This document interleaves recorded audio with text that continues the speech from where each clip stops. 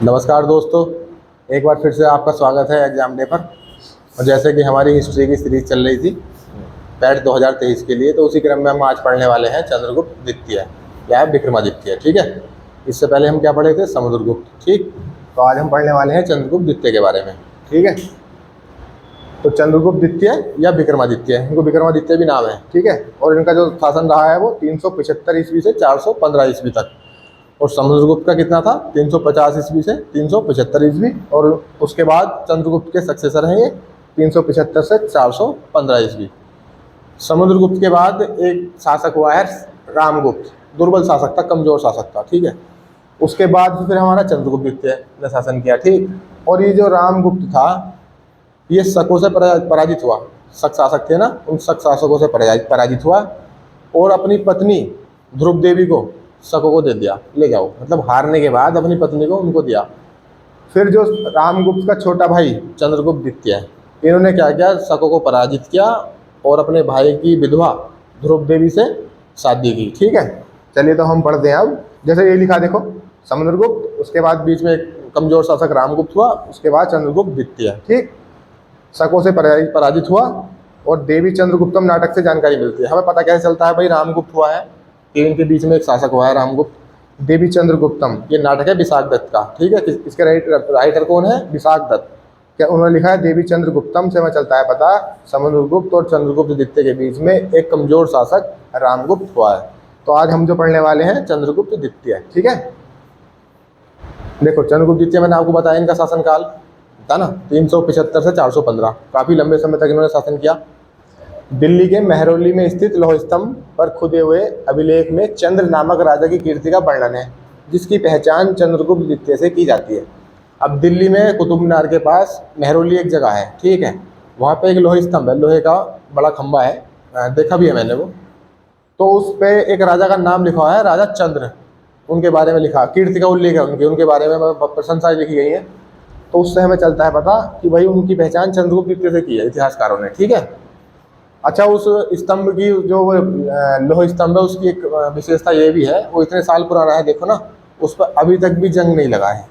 अब पता नहीं किस तरह की मेटलर्जी उन्होंने प्रयोग करी थी, इससे चलता है पता कि उस समय के लोग भी कितना अच्छा ज्ञान रखते थे मेटलर्जी का। ठीक है, तो चलिए देखते हैं।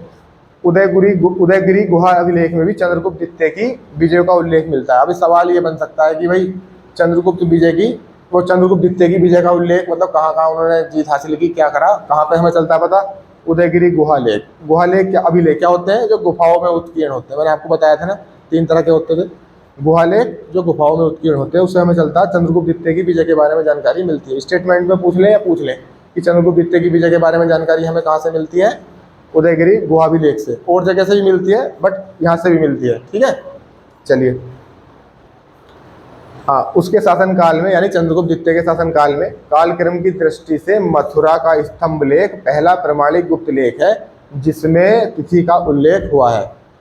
मतलब कहने का ये है चंद्रगुप्त द्वितीय के शासनकाल का जो कालक्रम है जिसमें तिथि का वर्णन है, मतलब उसमें बताया गया कि इस डेट से इस डेट में, वो कहाँ से चलता है हमें पता?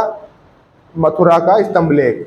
मथुरा में एक स्तंभ लेख मिला है, उससे हमें गुप्त काल के कालक्रम के बारे में तिथि का प्रथम जानकारी कहाँ से मिलती है? मथुरा के स्तंभ लेख से। ठीक है, देखो चंद्रगुप्त द्वितीय ने शकों को पराजित किया तथा रामगुप्त की विधवा से विवाह कर लिया। मैंने आपसे बताया था ना, रामगुप्त शकों से पराजित हुआ, अपनी पत्नी को उनको देने के लिए तैयार हो गया। अब उनके छोटे भाई चंद्रगुप्त द्वितीय थे, इन्होंने शकों को पराजित किया और अपनी भाभी लगी उनकी, उनसे शादी कर ली। ठीक है, चलिए।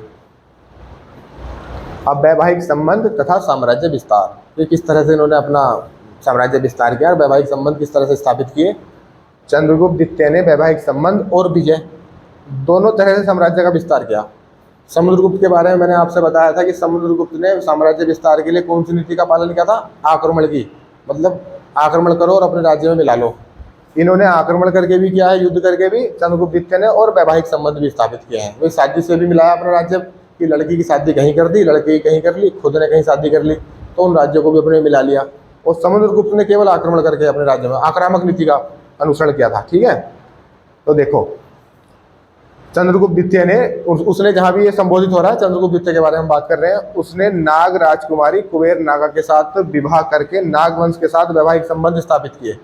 एक नाग राजकुमारी थी कुबेर नागा, उनके साथ इसने वैवाहिक संबंध स्थापित किए। ठीक है, फिर क्या करा, अपनी पुत्री प्रभावती, ये याद रखना देखो कि किससे शादी की थी चंद्रगुप्त ने, नाग राजकुमारी कुबेर नागा से। ठीक है, ये याद रखना एक तो आपको। और एक क्या याद रखना, चंद्रगुप्त द्वितीय की पुत्री का नाम क्या था, प्रभावती। कहाँ करा उसका निकाह, वो विवाह बाकाटक वंश के राजा रुद्रसेन द्वितीय के साथ। पुत्री प्रभावती, किसकी पुत्री प्रभावती, और क्या नाम, अपनी शादी कहाँ की, नागवंश की राजकुमारी कुबेर नागा के साथ। और पुत्री का विवाह कहाँ पे किया, बाकाटक वंश के राजा रुद्रसेन द्वितीय के साथ। तो ये कौन हुई, प्रभावती चंद्रगुप्त द्वितीय की पुत्री, और किससे शादी की, बाकाटक वंश के रुद्रसेन द्वितीय के साथ। ठीक है, चलिए। और फिर क्या, अपना इनका पुत्र था कुमारगुप्त प्रथम, हमारे सिलेबस में है नहीं कुमारगुप्त प्रथम, बाकी उन्होंने भी शासन किया है। अब हम बाद में आपको इसके बारे में बताएंगे, कुमारगुप्त पूरा गुप्त साम्राज्य शासन हम पढ़ाएंगे आने वाली क्लासों में। ठीक है, अपने पुत्र कुमारगुप्त प्रथम का विवाह कदम्ब शासक काकुत्स वर्मन की पुत्री से किया। ठीक है, ये नाम आपको याद रखने हैं कि भाई चंद्रगुप्त द्वितीय ने अपने पुत्र का विवाह किस वंश की कन्या से किया, तो कदम्ब शासक काकुत्स वर्मन की पुत्री से किया। ठीक है, चलिए। अब ये इंपॉर्टेंट है, देखो चंद्रगुप्त द्वितीय की राजधानियां कौन कौन सी थी, पूछा जा सकता है। उज्जैनी को उन्होंने द्वितीय राजधानी बनाया। और पहली राजधानी कौन सी थी चंद्रगुप्त द्वितीय की, पाटलिपुत्र। ठीक है, पहली राजधानी पाटलिपुत्र पटना, पहली राजधानी पाटलिपुत्र पटना, और दूसरी राजधानी थी उज्जैनी। ठीक है, चलिए, ये इंपॉर्टेंट है, याद रखना। ये पहली राजधानी कौन सी थी, पाटलिपुत्र, और दूसरी बनाई उज्जैनी। ठीक, चलिए। अब मैंने आपको बताया चंद्रगुप्त गुप्तों में और शकों में काफी बार युद्ध हुए, तो चंद्रगुप्त द्वितीय और शकों के बीच में क्या क्या हुआ, किस तरह से युद्ध हुआ, क्या हुआ, ठीक है, वो हम देखेंगे। चंद्रगुप्त द्वितीय ने उज्जैनी के अंतिम शासक रुद्र सिंह तृतीय को पराजित किया। अब सवाल ये पूछ सकते हैं भाई किस शक शासक को, उज्जैनी के शासक को चंद्रगुप्त द्वितीय ने पराजित किया, रुद्र सिंह तृतीय, ये याद रखना आपको। ठीक है, चलिए देखो, ये भी इम्पोर्टेंट है। अब पूछ लें कि भाई चंद्रगुप्त को विक्रमादित्य की उपाधि, मैंने बताया दूसरा नाम है विक्रमादित्य, उपाधि है मतलब। ठीक है, तो इन्होंने विक्रमादित्य की उपाधि कब धारण की थी, शकों को पराजित करने के बाद। पुख्ता प्रमाण नहीं है, संभवतः। ठीक है, इतिहास में कुछ पुख्ता नहीं है, उस पर रिसर्च चलते रहती है और इतिहास थोड़ा थोड़ा चेंज होते रहता है। संभवतः शकों पर विजय के उपरांत ही चंद्रगुप्त द्वितीय ने विक्रमादित्य की उपाधि धारण की। ये आपको ऐसे ही याद रखना है कि चंद्रगुप्त द्वितीय ने विक्रमादित्य की उपाधि कब धारण की, शकों को पराजित करने के बाद। ठीक है, किसको पराजित करने के बाद, शकों को पराजित करने के बाद चंद्रगुप्त द्वितीय ने विक्रमादित्य की उपाधि धारण की। ठीक है, अब विक्रमादित्य का क्या मतलब होता है, पराक्रम का सूर्य। ठीक, क्या मतलब है विक्रमादित्य का, पराक्रम का सूर्य। ठीक है, चलो वही देखो, भारतीय अनुश्रुतियां क्या होती हैं, जो हम चीजें सुनते चले आ रहे हैं अपने बाप दादाओं से, समाज में अनुश्रुतियां चले आ रही हैं कि भाई चंदा मामा है, ये वो है, वो उस तरह की अनुश्रुतियां मतलब बता रहा हूं मैं। तो भारतीय अनुश्रुतियां उसे सकारी के रूप में स्मरण करती हैं। सकारी क्यों बोलते हैं, मैंने आपको बताया था, इन्होंने शकों को पराजित किया था, है ना, तो इसलिए इनको सकारी भी बोलते हैं, ये याद रखना। सकारी हम किसे बोलते हैं, किस गुप्त शासक को बोलते हैं हम, चंद्रगुप्त द्वितीय को और विक्रमादित्य को। ठीक है, चंद्रगुप्त द्वितीय ने शकों पर विजय के उपलक्ष्य में मालवा क्षेत्र में व्याघ्र शैली के चांदी के सिक्के चलाए। अब ये लाइन देखो, हमें किस तरह से क्वेश्चन आ सकता है इसमें कि भाई पहले तो एक क्वेश्चन ये बन सकता है कि व्याघ्र शैली के, मालवा क्षेत्र में व्याघ्र शैली के चांदी के सिक्के किस गुप्त शासक ने चलाए, तो आपको क्या याद रखना है, चंद्रगुप्त द्वितीय ने। ठीक है, मालवा क्षेत्र में व्याघ्र शैली के चांदी के सिक्के किसने चलाए, चंद्रगुप्त द्वितीय ने। और कब चलाए, जब इन्होंने शकों पर विजय प्राप्त की, जब शकों को युद्ध में हराया, उसके बाद मालवा क्षेत्र में व्याघ्र शैली के चांदी के सिक्के किसने चलाए, चंद्रगुप्त द्वितीय ने। ठीक है, ये इंपॉर्टेंट है, ये चीजें याद रखना है ना। चलो, अब ये मैंने आपको बताया था समुद्रगुप्त की भी काफी सारी उपाधियां थी, कीर्तांत परशु, यम, है ना, अप्रतिरथ, उस तरह से इनके अन्य नाम और उपाधियां भी देखते हैं। ये पूछ लेते हैं एग्जाम में, मैं ज्यादातर एग्जाम में भी यही पूछते हैं भाई ये किसका नाम है, ये किसका, उपाधियां। ठीक, क्या क्या अन्य नाम है चंद्रगुप्त के द्वितीय के, अगर मैं चंद्रगुप्त बोल रहा हूँ समझना चंद्रगुप्त द्वितीय के बारे में बात चल रही है। ठीक है, क्या नाम है अन्य, देवगुप्त, देवराज, देवऋषि, देव लगा हुआ है तीनों में। ठीक है, देवगुप्त, देवराज, देवऋषि, याद रखना। तीन उपाधियां कौन कौन सी हैं इनके पास, एक तो विक्रमादित्य मैंने आपको बताया पहले ही, एक है विक्रमांक। अब विक्रमादित्य से विक्रमांक भी याद हो जाएगा, विक्रमांक विक्रमादित्य। अरे एक थी परम भागवत, परम भागवत, ठीक है, परम भागवत। इससे क्या चलता पता, चंद्रगुप्त द्वितीय भी ब्राह्मण धर्म का अनुयायी था, ठीक है, और चंद्रगुप्त द्वितीय का शासन काल ही ब्राह्मण धर्म का चरमोत्कर्ष का काल भी था, ठीक है। चलिए ये याद रखना आपको ना, उपाधियां और इसके अन्य नाम क्या है, देवगुप्त, देवराज, देवऋषि, और उपाधियां विक्रमांक, विक्रमादित्य, परम भागवत, ठीक है। चलो अब कला एवं साहित्य में देखते हैं चंद्रगुप्त द्वितीय की रुचि क्या थी। चंद्रगुप्त द्वितीय के शासन का स्मरण युद्धों के लिए नहीं किया जाता है, ठीक है, बल्कि कला एवं साहित्य के प्रति उसकी अगाध अनुराग के कारण किया जाता। अगाध अनुराग मतलब ज्यादा लगाव, किसके प्रति, कला एवं साहित्य के। अब ये नहीं है कि चंद्रगुप्त ने खूब सारे युद्ध लड़े या इसलिए उसको हम याद करते, नहीं, उनको याद करने का मेन कारण है उनका कला और संस्कृति के प्रति अगाध प्रेम या अनुराग, ठीक है। चलो अब कोई पूछे कि भाई चंद्रगुप्त द्वितीय जो था कला और साहित्य के प्रति उनका रुझान था कि नहीं था, या था कि नहीं, तो आप बताओगे हाँ, चंद्रगुप्त द्वितीय को हम याद करते हैं युद्ध की वजह से नहीं, कला और साहित्य के प्रति उसके अथक प्रेम की वजह से, ठीक है, अगाध प्रेम की वजह से, ठीक। अब उससे हमें चलता, देखो साहित्य के प्रति इनका प्रेम था। देखो उनके दरबार में 9 विद्वानों की एक मंडली निवास करती थी जिसे नवरत्न कहा गया है। अब ये भी सवाल बनता है कि किस गुप्त शासक के काल में नवरत्न मंडली निवास करती थी, इनको 9 लोगों की मंडली जिसको नवरत्न कहा गया है, तो आप क्या बताओगे, चंद्रगुप्त द्वितीय और विक्रमादित्य या परम भागवत की उपाधि इन्होंने धारण जिन्हों की थी, ठीक है। 9 रत्नों की मंडली कहाँ पर निवास करती थी, नवरत्न बोलते हैं जिसको, चंद्रगुप्त द्वितीय के दरबार में। अब उन 9 रत्नों में कौन कौन से, अगर कुछ क्वेश्चन और टफ बनेगा तो वो पूछ लेंगे भाई कि चंद्रगुप्त द्वितीय के शासन काल में उन 9 रत्नों में से निम्नलिखित में से कौन सा नहीं था। अब 3 इनमें से दे देंगे, एक कोई अलग देंगे। अब उसको अब अगर आपको ये पता होंगे 9 के 9 तो आप पहचान लोगे कि भाई ये उसमें निवास नवरत्न में नहीं थे। कौन कौन से हैं, कालिदास, धन्वंतरी, सपड़क, अमर सिंह, शंकु, बेताल भट्ट, घटकरपर, ब्राह्मीर और बर्रुचि। ये सारे के सारे विद्वान थे। बहुत सुशोभित और सज्जित दरबार होगा चंद्रगुप्त द्वितीय का। देखो इनके सबके नाम, कालिदास, धन्वंतरी, सपड़क, अमर सिंह, शंकु, बेताल भट्ट, घटकरपर, बारामीर और बर्रुचि, ये सारे के सारे विद्वान थे। आज भी लोग इनकी पुस्तकें और उनके बारे में पढ़ते हैं हम, ठीक है। तो 9 नवरत्न मंडली किसके दरबार में निवास करती थी, चंद्रगुप्त द्वितीय के दरबार में, ठीक है। और एक नवरत्न अकबर के टाइम में भी थे, चलो वो हम मुगल काल जब पढ़ेंगे हम जब आपको बताएंगे, ठीक है। तो ये याद रखना, आपको ये नाम आप 2-4 बार पढ़ना तो याद भी नहीं होंगे, तो जब एग्जाम में क्वेश्चन आएगा तो उसमें देख के आप एलिमिनेट कर लोगे, ठीक है। चलो देखो ये भी याद रखना। अब ये पूछ सकते हैं कि चीनी यात्री फायान किसके शासनकाल में भारत आया, किस शासक के काल में भारत आया। अब चंद्रगुप्त द्वितीय के शासन काल में आया, तो इसलिए मैंने इसको यहाँ पे लिया है। कौन था चीनी यात्री, फायान। ये कब किसके शासन काल में आया था, चंद्रगुप्त द्वितीय के। आपको ये याद रखना है। पिछली बार तो ये भी सवाल पूछा था आरो में कि ये फायान, इत्सिंग, ह्वेनसांग, सबको पता है किस किस के दरबार में आया। ह्वेनसांग हर्षवर्धन के आया है ना, मगर ये पूछा था कि ज्यादा समय तक भारत में कौन रुका। अब कौन रुका, अब जैसे कि मैं बता रहा, देखो 399 में आए, 414, तो कितने साल रुके, 15 साल, ऐसे करके पता करना था। तो ये अब इस हमारा गुप्त वंश में चंद्रगुप्त द्वितीय है, तो इसमें फायान आया, तो हम उसके बारे में बात करेंगे, ठीक है। आगे पढ़ेंगे तो हम उन सब के बारे में बात करेंगे।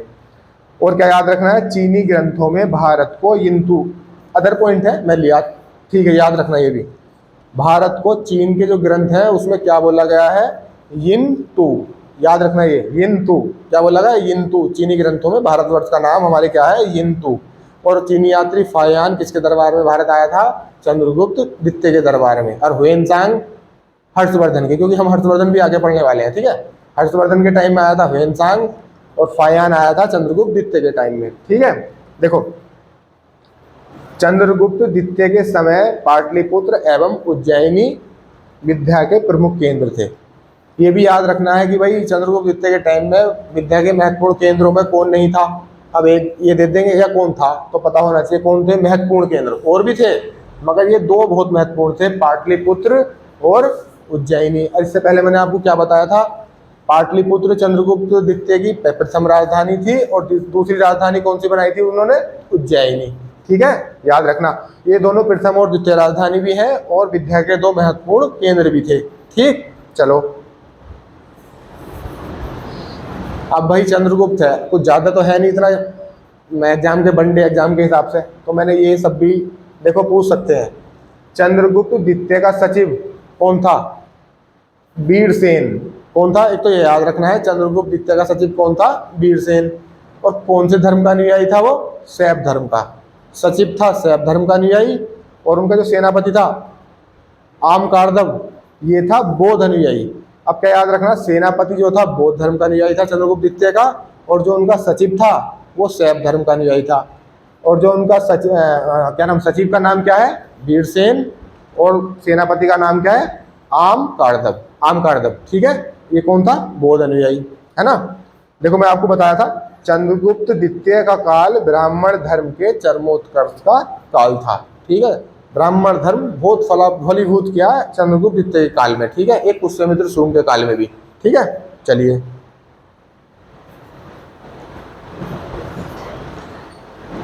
अब देखो, पूछने को तो देखो कुछ भी पूछ सकते हैं। चंद्रगुप्त द्वितीय के बारे में जितनी भी जानकारी थी जो वनडे एग्जाम के लिए आपके लिए इंपोर्टेंट हो सकती थी वो हमने ऊपर कवर कर ली है। उसके बाद ये है गुप्त काल के अधिकारी और उनके विभाग, पूछ लें, और इम्पोर्टेंट है, पैट में नहीं आया, किसी दूसरे एग्जाम में आएगा, ये आपको बिल्कुल रटे हुए होने चाहिए। अब सवाल बनते हैं तो यही पूछते हैं कि किस विभाग का कौन अधिकारी था, किसने क्या उपाधि धारण कर रखी थी, कितने प्रकार के कर, ये सब हम पढ़ेंगे, ये भी आपको याद रखना है। देखो अधिकारी, अधिकारी महाबलाधिकृत, अधिकारी का नाम था महाबलाधिकृत। कौन होता था ये? सेनापति। इसको ऐसे याद रखना, महाबलाधिकृत। अब भाई जिसके हाथ में सारी सेना होगी वो बलवान तो होगा ही वो, है ना। तो महाबलाधिकृत कौन? सेनापति, याद रखना। महादंड नायक, अब दंड देने वाला है, महादंड नायक तो जज ही होगा। कौन होगा? न्यायाधीश। तो ये दोनों तो आपको ऐसे याद हो ही जाएंगे, महाबलाधिकृत सेनापति। बलशाली, जिसके पास सेना होगी बलशाली होगा, सेनापति। महादंड नायक जो दंड दे रहा है, सजा सुनाता है, वो कौन होता है? न्यायाधीश। संधि विग्रहिक, संधि विग्रहिक युद्ध एवं शांति का मंत्री। युद्ध और शांति का मंत्री कौन है? संधि विग्रहिक। ये क्या है? अधिकारी के नाम, और इनका काम क्या था? ये वाला, ठीक है। नेक्स्ट है दंडपाशिक, पुलिस विभाग का सर्वोच्च अधिकारी। कौन है? दंडपाशिक, ठीक है। विनय स्थिति स्थापक, शिक्षा एवं धर्म संबंधी अधिकारी। बस ऐसे ही याद रखना, इसमें क्या है ना। चलो, भंडाराधिकृत, राजकोष का अधिकारी, ठीक है। महासप्तलिक, लेखा विभाग का सर्वोच्च अधिकारी, ठीक। एक बार हम फिर से देख लेते हैं दोबारा, ठीक है। महाप्रतिहार, राजा राजप्रसाद से संबंधित विषयों की देखरेख करने वाला अधिकारी। चलो तो एक बार फिर से हम एक बार रिवीजन करते हैं इनका, इंपोर्टेंट है ये। अधिकारी और विभाग, महाबलाधिकृत सेनापति, महादंड नायक न्यायाधीश, संधि विग्रहिक युद्ध एवं शांति का मंत्री, दंडपाशिक पुलिस विभाग का सर्वोच्च अधिकारी, विनय स्थिति स्थापक शिक्षा एवं धर्म संबंधी अधिकारी, ठीक है। ये गुप्त काल के अधिकारी थे और उनके विभाग कौन कौन से थे वो हमने दिखाया, ठीक है। चलिए अब हम देखते हैं कर। गुप्त काल में था, जो हमारा गुप्त काल था उसमें जो राज्य के राजस्व का मेन स्रोत था वो था भूमि कर। भूमि से जो कर मिलता था उसी से राज्य का संचालन होता था। और भूमि कर जो था, और गुप्त काल में क्या था, जो भूमि का मालिक होता था ना वो सम्राट होता था। ये नहीं कि जैसे कि किसानों के पास जमीन जो जोत रहे हैं, जो खेती कर रहे हैं, कि उन्हीं की जमीन नहीं, मालिक होता था राजा, जो सम्राट होता था। इसीलिए वो उसके बदले में 1/6 भाग जो भी उपज होती थी उसका लेता था। अब 1/6 भाग लेता था तो कालिदास ने सम्राट को गुप्त काल में जो भी सम्राट थे उनको बोलता था वो सटमांस व्रती। सटमांस व्रती का मतलब क्या है? एक छठा हिस्सा लेने वाला, छठा हिस्सा खाने वाला। तो किसने बोला है? कालिदास ने बोला है सम्राट को, क्या बोला है? षष्टमांस व्रती, छठा हिस्सा लेने वाला। तो देखो भाग, प्रमुख कर, कौन कौन से कर लगते थे अब वो देखने वाले हैं हम। भाग होता था एक कर, क्या होता था? भाग, भूमि उपज का लगभग 1/6 भाग, तभी तो सटमांस व्रती बोला है सम्राट को, ठीक है। भोग, राजा को प्रतिदिन दैनिक वस्तुओं, फल फूल के रूप में हो, सब्जी आदि के रूप में दिया जाने वाला कर। ये भोग जो होता था, जैसे हम भगवान को भोग लगाते हैं, रोज ही लगाते हैं, डेली बेस पे लगाते हैं, उसी तरह से राजा को जो प्रतिदिन दैनिक वस्तुएं दी जाती थी, फल हो सकते थे, दूध हो सकता था, सब्जी हो सकती थी, तो उसको हम बोलते थे भोग। और भाग क्या था? भूमि उपज का 1/6वां हिस्सा। चलिए, तीसरा कर था उद्रंग। ये क्या होता था? जो स्थायी कृषक होते थे उन पर लगाया जाने वाला भूमि कर, कि भाई किसी को कोई जमीन आवंटित है, वो लगातार कई वर्षों तक उसी भूमि पर कृषि करता था, तो उस पर लगने वाला कर कौन सा था? उद्रंग। कौन सा? उद्रंग। स्थायी कृषकों पर, ये ऐसा याद रखना, स्थायी कृषकों पर लगने वाला कर उद्रंग। ठीक। एक था ऊपरी कर। अस्थायी कृषक, भाई 1 साल के लिए उन्होंने खेती करी फिर कहीं अलग चले गए, जो मतलब चलती फिरती करते थे, कभी यहाँ कभी वहाँ, उन पे लगने वाला कर कौन सा था? ऊपरी कर। अस्थायी कृषकों पर लगाए जाने वाला कर कौन सा कर? भूमि कर। क्या नाम था? ऊपरी कर। ठीक है। एक था भूताबाद प्रत्यय। ये भी एक प्रकार का कर था। भूताबाद प्रत्यय मतलब कौन सा कर था? विदेशी वस्तुओं के आयात पर कर लग, जो हम कोई दूसरे राज्य से या विदेश से जो भी उस समय में वस्तु आयात होती थी, तो उन पर लगने वाले कर को बोलते थे भूताबाद प्रत्यय। ठीक है। नेक्स्ट हमारा कर था शुल्क। शुल्क से ही चल रहा पता, सीमा, बिक्री की वस्तुओं आदि पर लगने वाला कर। इस सीमा के आर पार सामान ले जा रहे हो, अभी भी लगता है सीमा कर, तो उसको क्या बोलते थे? शुल्क। तो ये हमारे थे कर। और इससे ऊपर हमने क्या देखा था? जो अधिकारी थे ये और उनके विभाग। अब मैं बताता हूँ इन अधिकारियों में भी क्या था, कुछ चीजें रह गई बताने से, मैं बताता हूँ। ये जो गुप्तकालीन अधिकारी थे, गुप्तकाल में क्या होता था, एक ही व्यक्ति काफी सारे पद धारण कर सकता था। ये नहीं है कि भाई ये अकेला महाबलाधिकारी या सेनापति यही होगा, ये दूसरा विभाग भी धारण कर सकता था। मतलब कहने का, एक व्यक्ति काफी सारे विभाग अपने ऊपर भार उसका ले सकता था। और क्या नाम क्या होता है कि गुप्तकाल से ही ना, गुप्तकाल से ही ये जो विभाग थे या ये वंशानुगत हो गए। मतलब एक ही परिवार के लोग काफी पीढ़ियों तक ऊंचे ऊंचे पदों पर रहते थे। मतलब कहने का वंशानुगत हो गए थे पद, गुप्त काल से ही वंशानुगत हो गए थे, और गुप्त काल में ही एक ही व्यक्ति काफी सारे पद धारण कर सकता था। ठीक है। तो ये हमारे कुछ अधिकारी, और हमारे नीचे मैंने आपको कर बताया, ये याद रखना, इंपॉर्टेंट है ये कर पूछे जाते हैं। और ये 1/6 भाग में सटमांस वृत्ति सम्राट को किसने बोला है? कालिदास ने। ठीक है। और जितना भी आज का चंद्रगुप्त द्वितीय के बारे में जो भी इम्पोर्टेंट चीज़ें थी, तो वो मैंने आपको बताई। और ये देखो, कर की दर 1/4 से 1/6 के बीच होती थी। मतलब मैक्सिमम 1/6 ही थी, मगर इसके बीच में भी हो सकती थी 1/5, जो भी। किसान हिरण्य, ये इम्पोर्टेंट है, ये वाला कर हिरण्य। नगद पूछते हैं कि भाई नगद कर कौन सा? हिरण्य क्या था? एक नगद कर था। डायरेक्ट पूछेंगे हिरण्य क्या है? एक तो कर है, कौन सा कर है? नगद रूप में दिया जाने वाला कर कौन सा है? हिरण्य। एक होता था में, ये भी कर है भाई। निम्नलिखित में कर कौन सा नहीं है? ऊपर मैंने बताया बेनाम और एक हिरण्य है में। 4 ऑप्शन देंगे, कौन सा कर नहीं है? तो आपको पता होगा भाई हिरण्य भी कर था, में भी कर था। हिरण्य कौन सा कर था? नगद रूप में दिया जाने वाला कर। और में कौन सा था? अन्न के रूप में दिया जाने वाला कर। कोई चावल दो, बाजरा दो, जौ दो, गेहूं दो, ज्वार दो।